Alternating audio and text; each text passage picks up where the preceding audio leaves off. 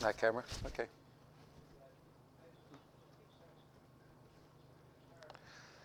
Hello, everyone, and welcome to the SEIU War Room. I'm sitting here where we hope will be the center of the action for all the changes we need to make for our country. Now, this is a time of historic change as we prepare for Barack Obama's inauguration. Working people in this country worked incredibly hard to try to change what's been 25 years of a dismal economic record. For 25 years, we've had this market-worshiping, privatizing, deregulating, trickle-down theory that said if we take care of some in our country and let business go wild, the market and America's problems will take care of everything. And unfortunately, as we now know, that's not true. And on November 4th, people said something fundamentally different, is they want to have a different America. They want to have an America that works for people on Main Street, not just on Wall Street. And what we're talking about now is what we want to do right here from this center of activity, which is be a force to change our country. We need to pass an economic stimulus plan right now. Barack Obama gave a great speech today, kind of laying out the challenges our country faced, and he is thinking really big. We're also pleased to hear that the Obama administration is going to roll out its plan for health care, not 6 months from now or 6 years from now, but in the first several months of his administration. He's not backing down from his pledge to have health care for every man, woman, and child in America.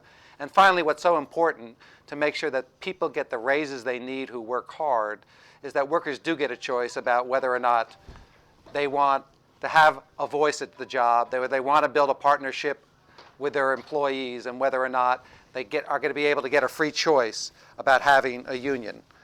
So what we need to do, if you think about this, is we need to address the crisis, we need to relieve the pain, and then we got to get people back to work in jobs that pay enough so they can own a home, raise a family, spend money to get our economy back on track.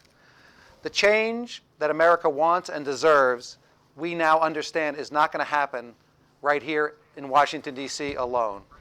The change that we want and we need is going to happen only if we make the kind of changes we are willing to fight for. When Martin Luther King met with Lyndon Johnson one time to try to get him to pass a civil rights bill, President Johnson turned to Reverend King and said, "Make me."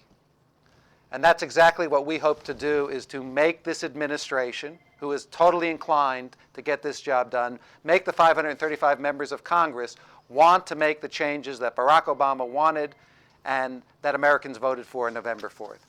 We need to appreciate that winning an election, as we like to say in the union movement, is different than getting a contract.